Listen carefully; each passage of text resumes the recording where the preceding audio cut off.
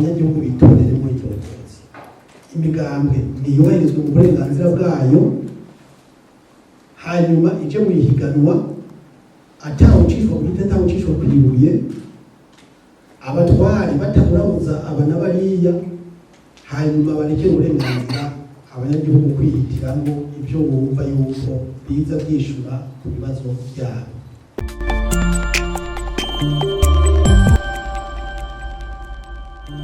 Elimite kandi abashaka gufata ijambo ari benshi batumanya muremure bwabo dutatu mu ngorane n'umuco dafiteko. Mbereye ku kijyanye no kubahiriza amategeko, uhereye ku ibwirizwa shingiro biratugora cyane. Fatira akarorero ku mwaka w'2020 amatora duherutsemo. Amatora duherutsemo ya 2020 murazi yuko yari amatora asukiranije yabera rimwe. Ayo matora uko yagenze sidabisubiramo, mugabo dufatire honyine ku itangazwa ry'ibyavuye muri ayo matora. Gushika uno munota turiko tugendera ku maresultat provisoire. Utwarase n'icyo gihe yavuze yuko ibyo atangaje ari byo kuri buyo, nta bindi rero yasubiye gutangaza. Muca mwibaza namwe muri icyo gihe ingene byogenda. Ariko cyane cyane si je devrais insister sur le respect des dispositions électorales plutôt constitutionnelles. Hari ikintu cyabaye mugabo kubura abarundi tutahaye agaciro. Osito amatora amaze guhera, umukuru w'igihugu yaritavye Imana. Yitavye Imana, la constitution dispose que umukuru w'inama nshingamateka assure l'intérim en dehors 60 jours agategura amatora yo gutorwaya azo siège. Soit amatora yari yabaye, none ni kuki batemeye yuko uwo muntu ari à titre pour la transition ategura l'investiture du président élu. Icyo kintu nacyo twibaza ko umuntu anakivuze umenga ni intama yuriye inzu. Mais voilà, ça c'est le point de départ. Le manque de respect aux dispositions d'une loi mère qu'est la Constitution, ça dit trop. Ibisigaye la gestion twese turabona uko tugeze. Iyo bavuze ngo stabilité politique, mushaka kugira stabilité politique udashobora kurespecta amategeko. Bavuze abantu benshi, bavuze abasirikare n'iki, nos militaires ont du mal à se départir de leur ancienne formation politique. Abagenerali biyumva mu mugambwe gusumba kwiyumva uburyo babwirizwa kwiyumvamo para abantu bagomba kuba neutre. Juste une petite anecdote. Ahantu hamwe simvuga hariho kari ndo no province, umugenerali akishwa karere k'igipolisi il fait retour mu masaha 7 y'ijoro. Il arrive sur un lieu bakoreye ko amatora, hanyuma umujene umwe wo mu muganga ati mon général, ati barajyana riguye, ati joro byo tutabicuranga. C'est-à-dire quoi? Donc là j'en viens au respect du verdict désiré. Niba dushaka une démocratie forte, bitwubahirize ibyo abanyagihugu bashinze, ntituboblige gutwarwa n'abavyiyitirira ko batowe batatowe. Roterme guhinyanyura je ne l'invente pas, muramuyumva urubyino ngo baraduhinyanyuye, n'ubundi bazosubira batuhinyanyure. Mais ça c'est vraiment manquer de respect à son peuple. None ko bahinyanyura hanyuma la gouvernance ikabukwiye.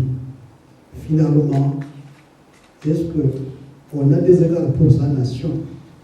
Ikindi novuga nuko les libertés des citoyens zitubahirizwa na gatoya. Uno munsi abantu baraba oblige guterera umugambi uri ku butegetsi,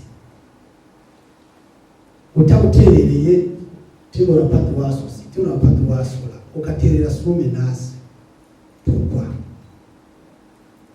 Ibyo byose rero ni bituma amatora adashobora kuba ikintu twokwizera rwose ko kizoza des résultats zitwa yuko ari l'expression de la population, d'où la légitimité s'en trouve entamée dès le départ.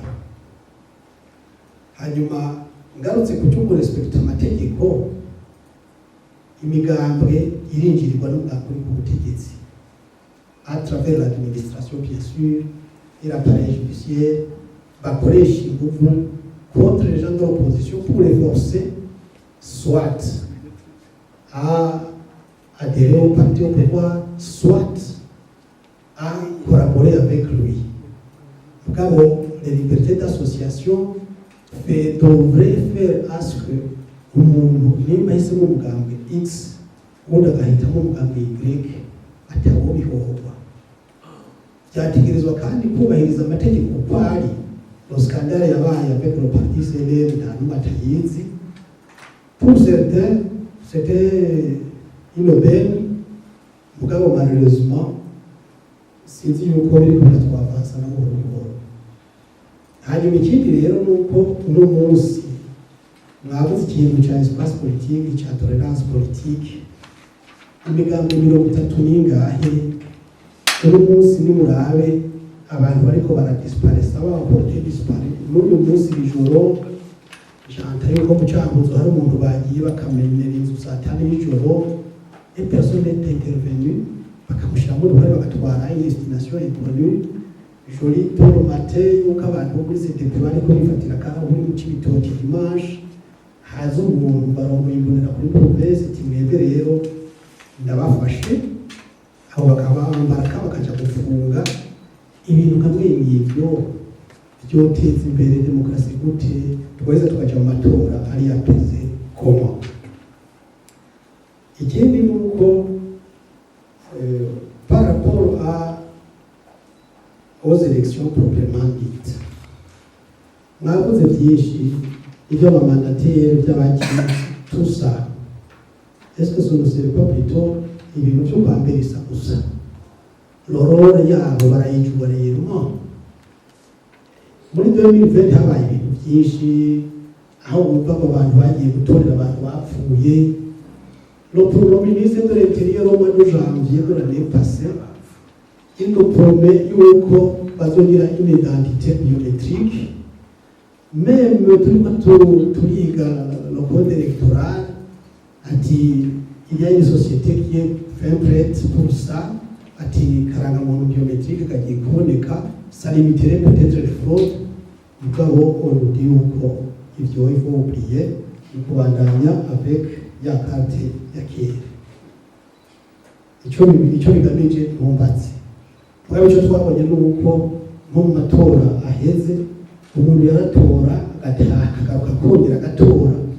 Yabarere capitaine de l'armée yagize ngo abazura aho hari yazamutumbati wewe ko umaze kuzanga injiro zitanu kandi winjira ugiye gutora uri qu'est-ce qui se passe? Yishwe yuko ari wari kateza umugararo irafe yangasho. Aho gusebisa konti umuntu ari karavyola lawa uri karabwa ngo ari karasura le respect de la loi niwe yahano. Ibyo rero amanipulation n'ibindi ivyo ni ngorane. Pour terminer, uyu munsi hariho un problème réel. Je n'invente pas, mwese muramaze kubyumva ko aravuga yuko umugambi uri ku butegetsi ari cyo gihugu. Avec une philosophie pareille, vous croyez ko abo bantu bokoraniza amatora ameze gute? Sinzi réponse n'umwe yotanga niwe yoyimenya. Mugabo tutarashobora gutandukanya no petites idéologies uruzitandukanye n'igihugu. cyabayeho tugasanga kiriho tuzorengana kigasigaraho biracatugoye cy'ubwogasi.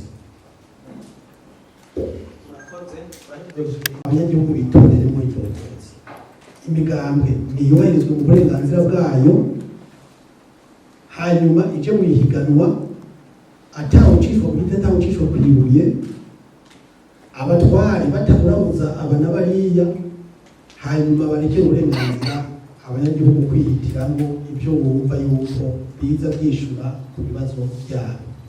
Icyo ni icya mbere.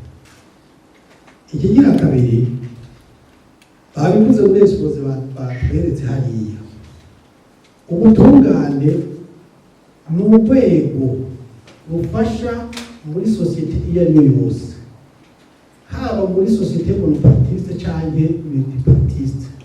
Ni urwego rufasha kugarantisa yuko abantu bose biyumva yuko uburenganzira bwabo bwubahirijwe. Ubutungane ni bukora akazi kabwo, ni bube neutre, bumve yuko ugomba kurengana no gutera igitsure uri karahonyanga uburenganzira bw'abandi. Kuko icyo kintu turakibuze uyu munsi, amavurizo yuzuye abantu b'inzirakarengane kubera bimba yuko badashyigikiye umugambwe uri ku butegetsi. Abantu baratsinda n'imanza mugabo kuva muri prison bikanga. Sinzira ko ari ubutungane bubiri, ubutungane tubona, tribunal tubona, n'ubundi butungane tutazi gukorera. Uwoshaka urorero on peut donner ça, les exemples sont légion. Ikigira gatatu, izi nzego zitwa ngo ni iz'umutekano no kwivuna basi, nizikura imyambaro y'imigambwe. Generali nituwe ko ari generali wo mu gipolisi cyangwa wo mu gisirikare, mwana nitugusomemo ubuseni DDFDD cyane ikindi kintu. Kuko ibyo nabyo mu bigisibije birimo. Iyo bavuga ngo système c'est quoi finalement? Système niyo caratufunye. Donc abo bantu niyo bafise ubutegetsi riye, niyo bagira ibyo bashaka. Il décide quoi être fait, quoi ne pas être fait. Umva ni hahandi ya constitution kiba gikanganyoni y'amategeko n'ibikanganyoni no pouvoir s'exercer ailleurs que dans les institutions zitwa yuko arizo zijejwe gushira mu ngiro no kubahirisha amategeko. Ivyo byonyene uwo bitunganya byogira icyo bimaze. Hariho n'ibindi byinshi n'abandi kuri baraza kugira icyo bavuze ndabakengurukiye.